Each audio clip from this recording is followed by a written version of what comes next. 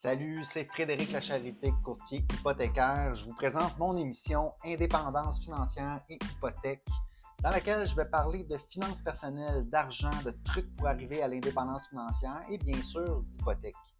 Je m'adresse à ceux qui veulent s'enrichir, qui veulent prendre leurs finances en main. Je m'adresse à la classe moyenne, ceux qui veulent sortir du rat race. Je vous transmettrai ma formule pour atteindre l'indépendance financière. Donc, je vous invite à vous abonner à ce podcast. Ce sera un honneur pour moi de vous parler d'indépendance financière et d'hypothèque. Salut, vous écoutez Indépendance financière et hypothèque. C'est Frédéric Lacharité, courtier hypothécaire. J'ai une présentation à faire la semaine prochaine dans une entreprise. Je vais présenter devant plusieurs professionnels. Je vais leur parler d'hypothèque, d'indépendance financière. C'est pour ça que l'épisode aujourd'hui s'appelle « De l'hypothèque à l'indépendance financière ». Dans le fond, j'ai adapté ma présentation pour le podcast, pour l'émission. Donc, je vous fais aujourd'hui la présentation que je vais faire en entreprise. En gros, là, je vais parler de mon parcours, je vais parler de la différence entre aller à la banque directement ou faire affaire avec un courtier hypothécaire. Ensuite, je vais parler des différents scénarios, l'achat d'une première propriété, l'immeuble à revenus, le refinancement, renouvellement, upgrade, rembourser son hypothèque. Donc, tout ça aussi avec un aspect d'indépendance financière. Et je partage mon expérience aussi à travers tout ça. Donc, je commence par mon parcours rapidement. J'ai fait un bac en informatique, terminé l'université en 2004 et j'ai commencé en stage. Puis une fois que j'ai terminé mon bac, j'ai commencé à temps plein. Donc, j'ai été employé pendant 20 ans dans cette PME-là. Je voulais m'assurer de prendre des bonnes décisions financières. Donc, je me suis intéressé à la finance personnelle. La première chose que j'ai faite, c'est que j'ai remboursé mes dettes d'études. J'en avais pas beaucoup. Aussi, j'avais peut-être acheté une voiture à un certain point avec un petit prêt. Donc, j'ai remboursé ça assez rapidement. J'ai épargné. J'ai habité pendant peut-être un an chez mes parents. J'ai habité une autre année avec un colocataire où est-ce que ça me coûtait vraiment pas cher. J'ai épargné ma mise de fonds, puis éventuellement, j'ai acheté ma résidence principale, ma première hypothèque, donc. Et puis là, pendant quelques années, j'ai payé mon hypothèque, continué à travailler jusqu'en 2011-2012 où j'ai refinancé mon condo pour acheter des parts dans l'entreprise où je travaillais. Donc à ce moment-là, j'avais remboursé une partie de mon hypothèque. J'avais de l'équité qui s'était accumulée car la valeur de ma propriété avait augmenté. Puis j'ai eu l'opportunité dans l'entreprise où je travaillais d'acheter des parts. Et puis à ce moment-là, j'ai commencé à rembourser mon hypothèque assez rapidement, commencer à investir dans mon REER, mon CELI en tant qu'investisseur autonome parce que je voulais avoir le plein contrôle de mes investissements. Donc, je m'intéressais beaucoup à la façon d'investir. Ensuite, j'ai voulu, un peu plus tard, là, on est rendu presque en 2019-2020, où est-ce que j'avais remboursé totalement mon hypothèque. J'ai voulu investir en immobilier. Je savais que l'immobilier, c'était un bon investissement. Heureusement, j'ai acheté ma résidence principale en 2008, donc j'ai quand même pu profiter des bienfaits de l'immobilier, mais j'aurais peut-être aimé ça aussi, acheter du résidentiel locatif pour en profiter encore plus. Et puis là, je regardais les différentes façons d'investir dans l'immobilier. Donc, je voulais commencer par exemple à prêter de l'argent pour des projets immobiliers, mais je me suis rendu compte que j'avais pas assez de connaissances dans les prêts hypothécaires. Donc, je suis allé, pour le plaisir, prendre un cours de courtage hypothécaire. J'étais toujours à l'emploi là, de la même entreprise. Et puis, en faisant le cours de courtage hypothécaire pour le plaisir, pour en apprendre sur ce sujet-là, je me suis rendu compte que le courtage hypothécaire, c'est une profession qui est méconnue au Québec puis qui est sous-utilisée. Et j'ai vraiment compris tous les bienfaits, mais surtout aussi, j'ai compris que je pouvais être bon là-dedans. Donc, c'était quelque chose qui s'adaptait bien à mes forces. Donc, tout le côté analytique. Moi, je suis développeur logiciel, côté très cartésien. J'aime ça, tout comprendre des finances personnelles, de l'investissement, des dettes, donc comment tout ça fonctionne. Donc, pour moi, le courtage hypothécaire, je trouvais que c'est un bon fit. Dès lors, je me suis dit, OK, moi, je peux faire ça comme deuxième carrière parce que je m'intéresse beaucoup à la finance personnelle. J'ai décidé de faire le grand saut ensuite. Puis je me disais, en plus, je vais pouvoir partager mon expérience, aider d'autres gens à atteindre l'indépendance financière. Tout ça via le courtage hypothécaire.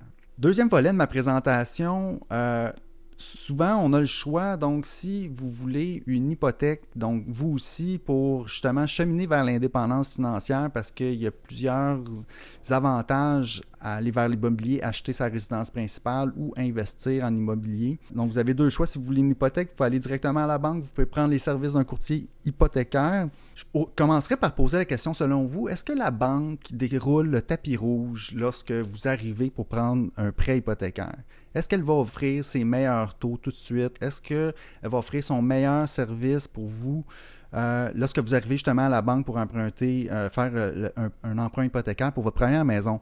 Puis là, ben, je pense que la réponse, c'est non. Parce que moi, mon expérience personnelle, quand j'ai commencé, j'avais pas justement, je commençais ma carrière, j'avais pas beaucoup d'argent, pas beaucoup d'investissement pour la banque, j'étais moins payant. Donc, évidemment, qui est le conseiller qui va me servir quand je vais arriver à mon rendez-vous pour un prêt hypothécaire? Bien, ça va être peut-être quelqu'un qui s'est fait donner un training à la banque et qui a très peu d'expérience de vie. Peut-être que cette personne-là n'a pas d'hypothèque et tout ce qu'elle va pouvoir m'offrir comme service, c'est ce que la banque lui a dit de me dire. Donc, moi, tout de suite, j'ai eu un malaise à discuter de finances, de décisions aussi importantes avec un conseiller à la banque. Je voulais plus. Je voulais des meilleurs conseils, je voulais mieux comprendre, puis je sentais que la personne à qui je parlais nécessairement, n'avait pas peut-être pas le temps, parce que, bon, la banque aussi, quand on prend rendez-vous, on est une personne, on a une tranche de temps, on n'a aucune information vraiment sur la situation financière du conseiller avec qui on parle de son expérience. Et puis, une fois que le rendez-vous est terminé, on n'a pas nécessairement son adresse courriel, son numéro de téléphone pour l'appeler si on a des questions.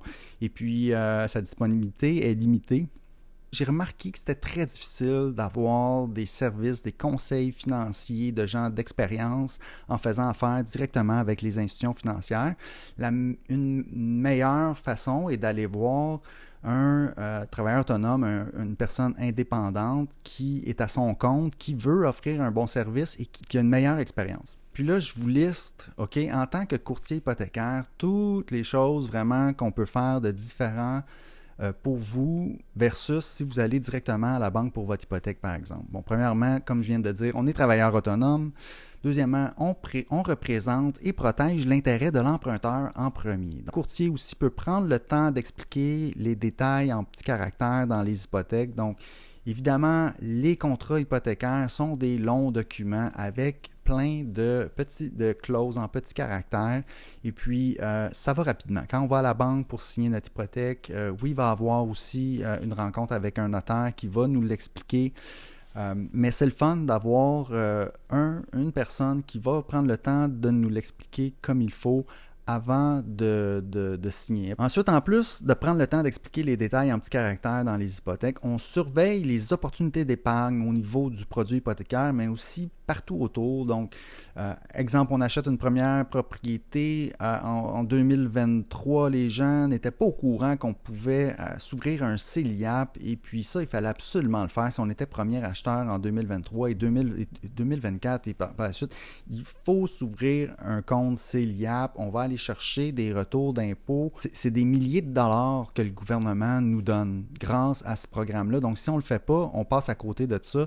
Moi, c'est mon travail justement de le voir. Et puis, j'ai été surpris cette année de voir à quel point que plusieurs personnes qui achetaient leur première propriété n'étaient pas trop au courant. On pensait que ça ne s'appliquait pas à eux. Cette année, il y avait certaines institutions financières qui n'avaient même pas encore commencé à offrir le produit. Donc, ils ne pouvaient même pas dire à leurs clients qu'ils devaient s'ouvrir un compte CELIAP. Il y avait beaucoup de désinformation qui disaient que c'était pas possible encore de l'ouvrir. Non, mais ça commençait au mois de mars. Donc encore au mois d'avril, mai, il y avait des institutions financières ou même des grandes compagnies de placement qui disaient que c'était pas encore disponible quand, dans les faits, on pouvait aller s'ouvrir un compte CELIAP. Ailleurs, il y avait des façons et puis il fallait le faire pour aller chercher tout cet argent-là. Donc, les opportunités d'épargne, c'est au niveau des taux hypothécaires, mais c'est aussi tout ce qu'il y a autour.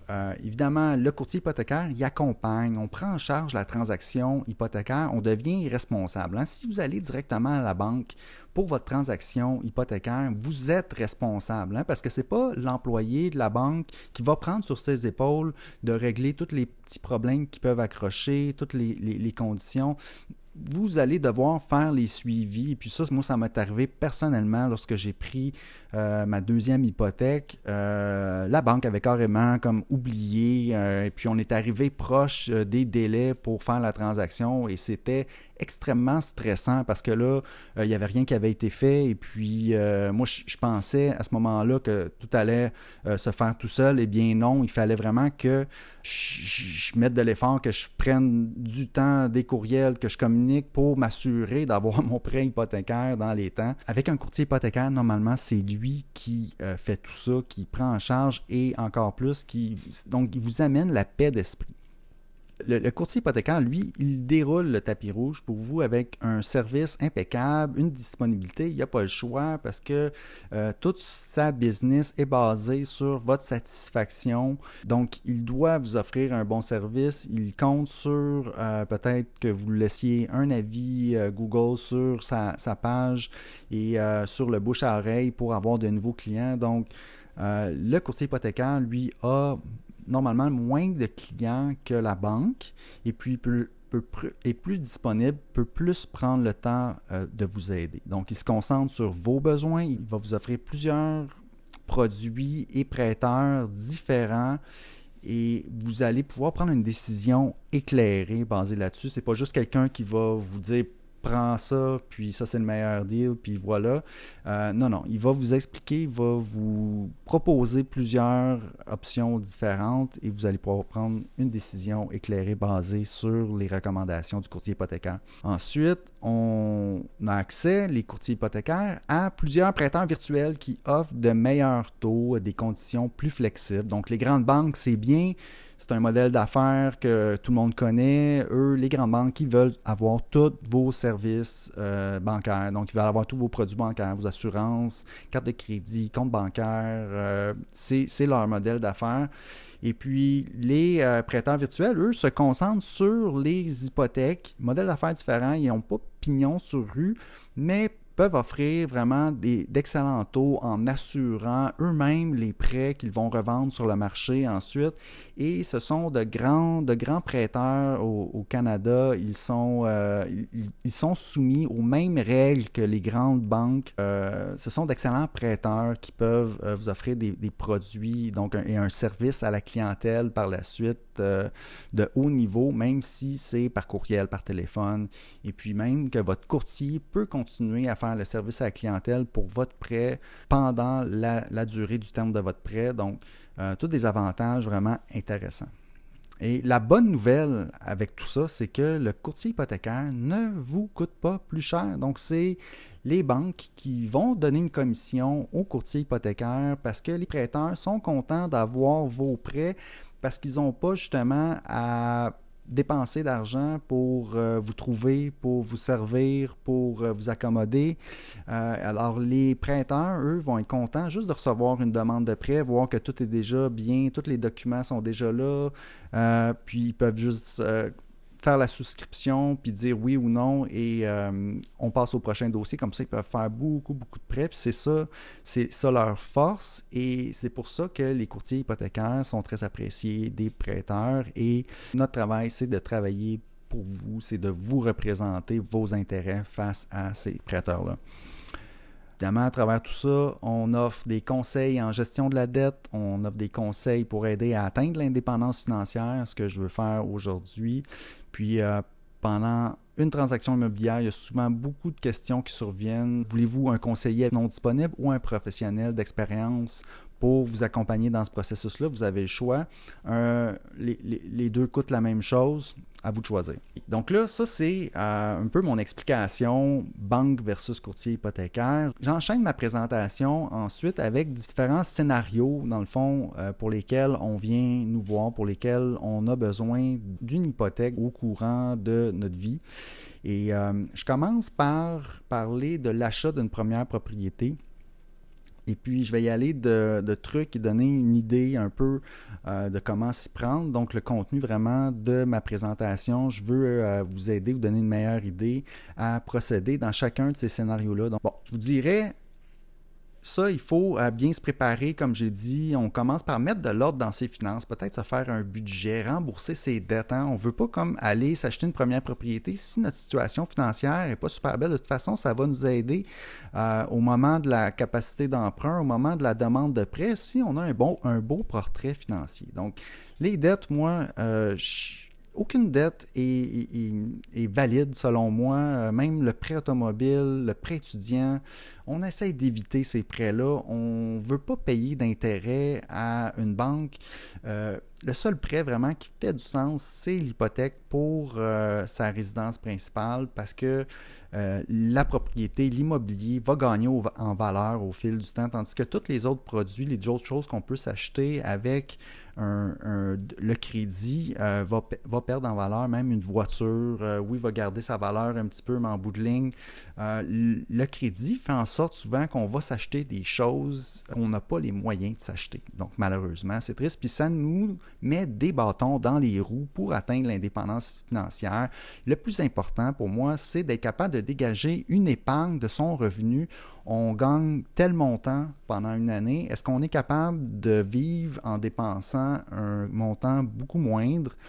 Et la différence, être capable de l'investir dans notre mise à fond, notre première propriété, puis après ça, dans nos REER CELI pour accumuler un capital et arriver à l'indépendance financière le plus rapidement possible. Donc, je reviens avec l'achat d'une première propriété. Pour moi, versus louer, c'est super important. La majorité donc des millionnaires ont acheté leur propriété. Si on reste à loyer, oui, on peut arriver à l'indépendance financière, mais ça va être un chemin qui va être pas mal plus difficile.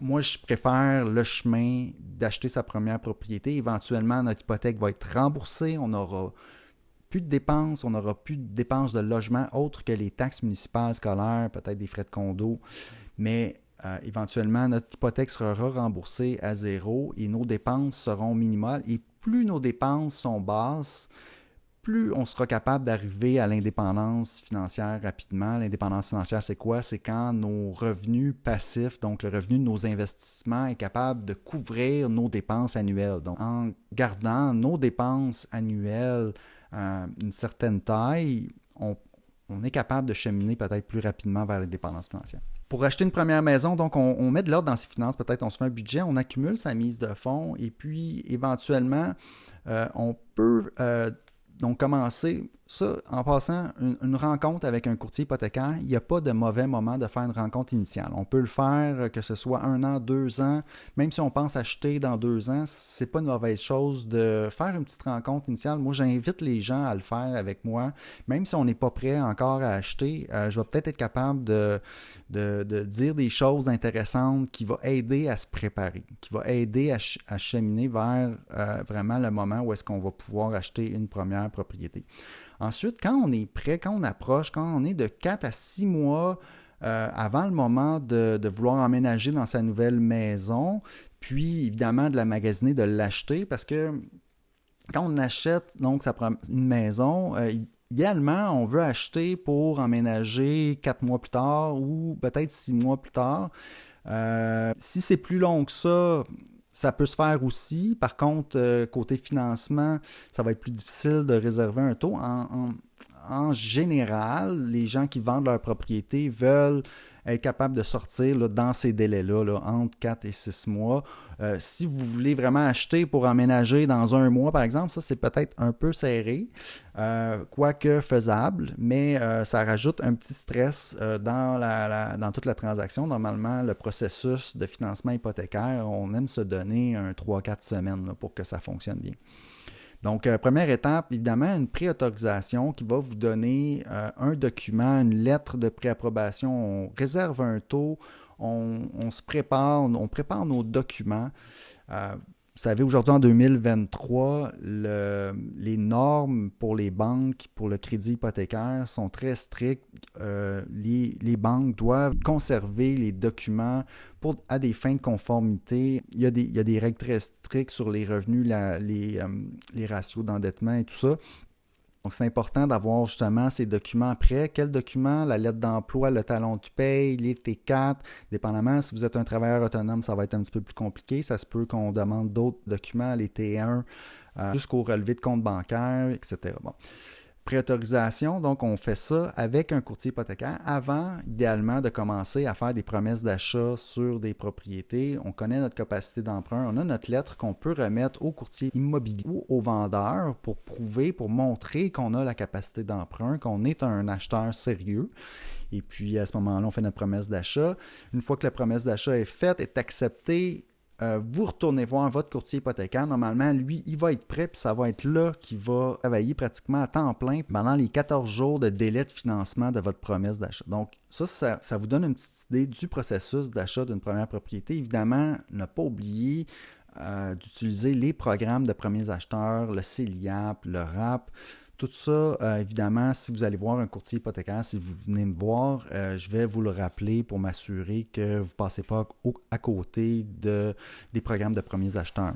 Ensuite, je vais parler de l'immeuble à revenu. Donc, peut-être que c'est pas une propriété, vous avez déjà votre première propriété ou peut-être que vous voulez, dès votre première propriété, aller vers un immeuble à revenu, un propriétaire occupant. Donc, ce que je peux dire par rapport à ça, encore le même processus, là, évidemment, la préautorisation avec un courtier hypothécaire, je le recommande. La mise de fonds, que vous êtes occupant ou non occupant, ça, il y a une distinction. Si vous êtes occupant, vous allez pouvoir mettre une mise de fonds minimale, donc 5, 10, 15 % de la valeur de la propriété si vous êtes occupant seulement. Si vous achetez un immeuble à revenu, mais que vous n'allez pas l'occuper, à ce moment-là, il faut mettre un minimum de 20 %.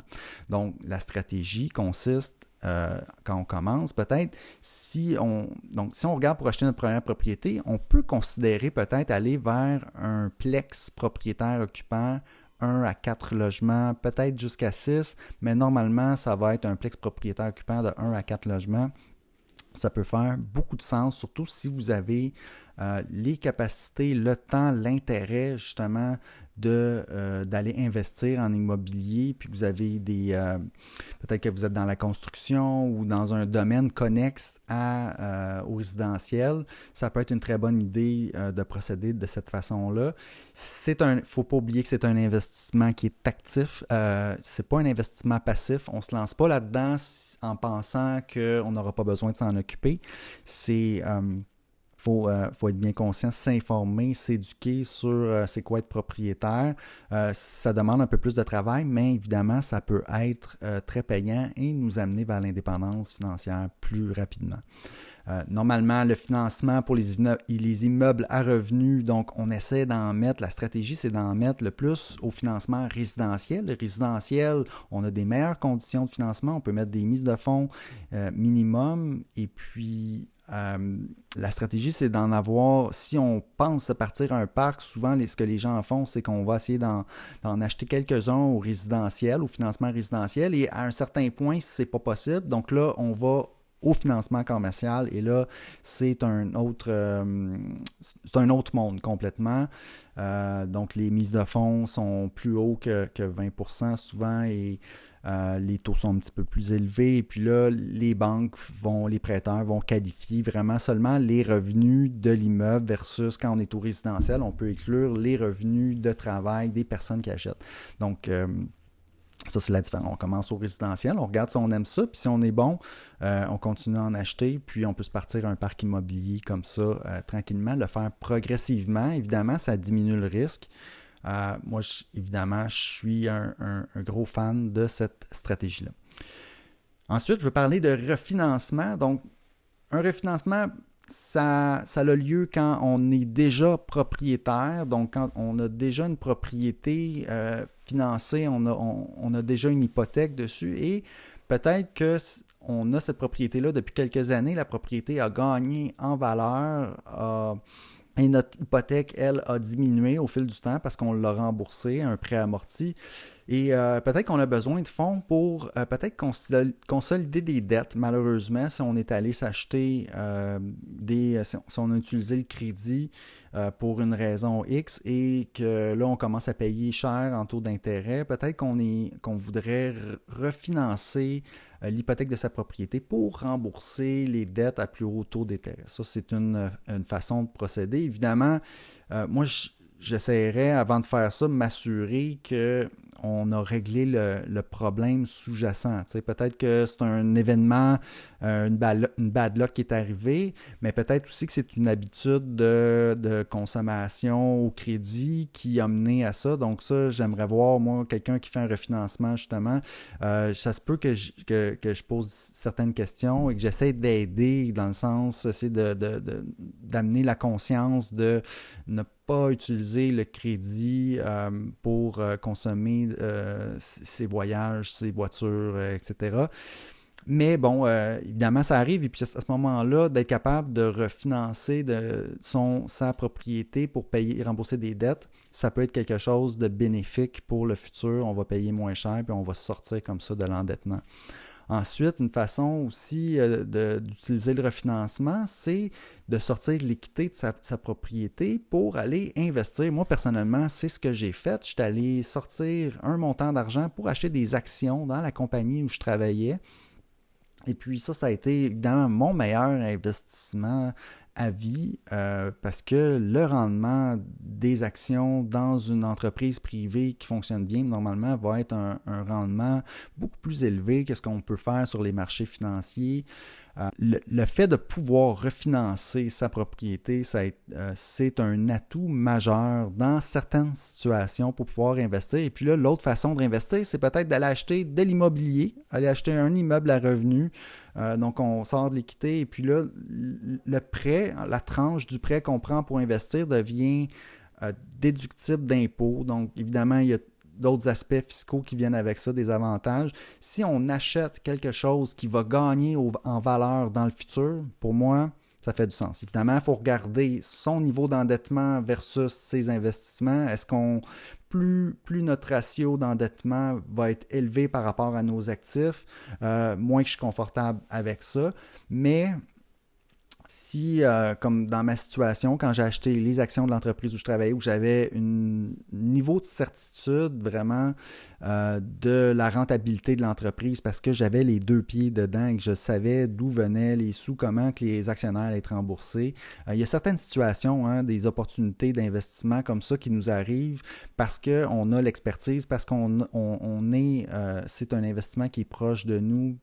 Donc à ce moment-là, d'avoir le financement quelque part, pouvoir refinancer grâce à son hypothèque, c'est un atout majeur.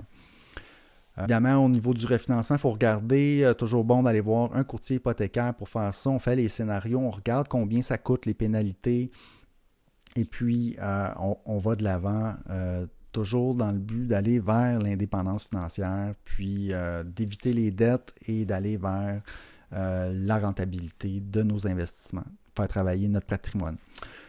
Renouvellement, renouvellement, beaucoup de gens arrivent donc en renouvellement et puis ils ne savent pas trop quoi faire. Quand les taux sont bas, c'est pas si grave, on n'a pas le temps de s'en occuper, on fait juste signer l'offre de la banque.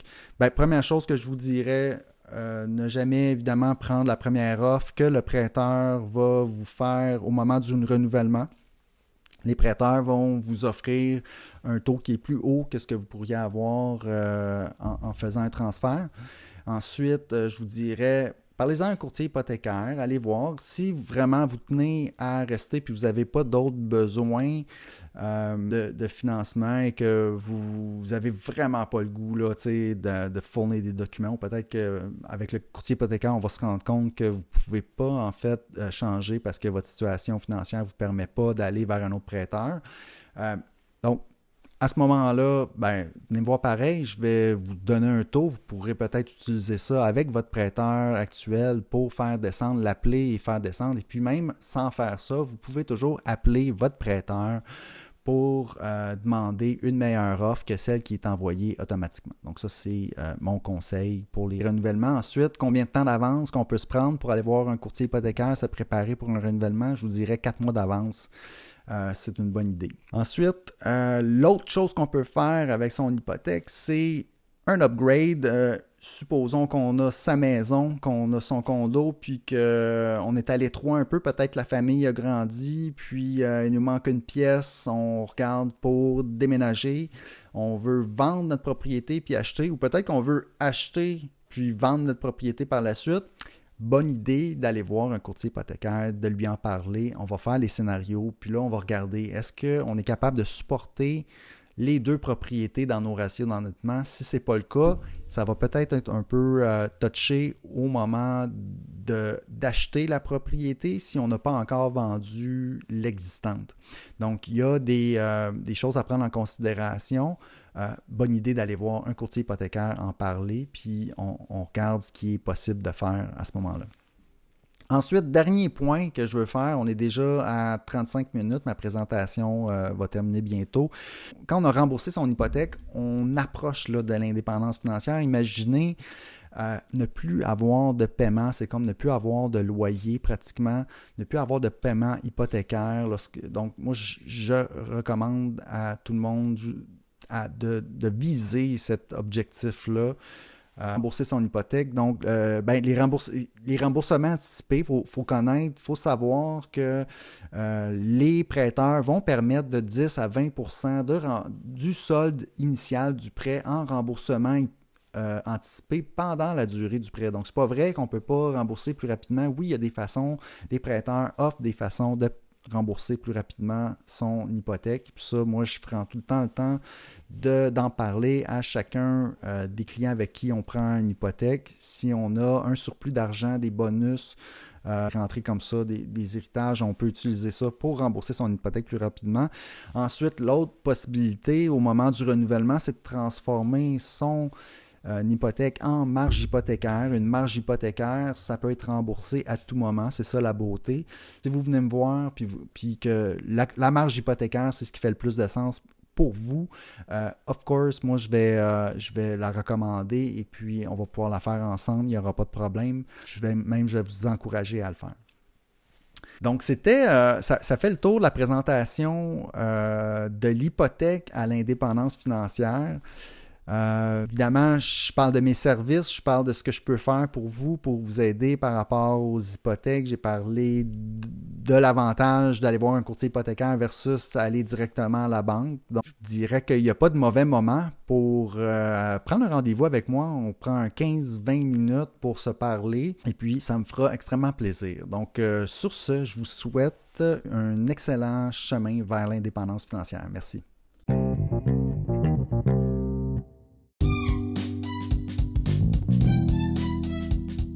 Alors, si vous avez apprécié l'émission, je vous invite à vous abonner.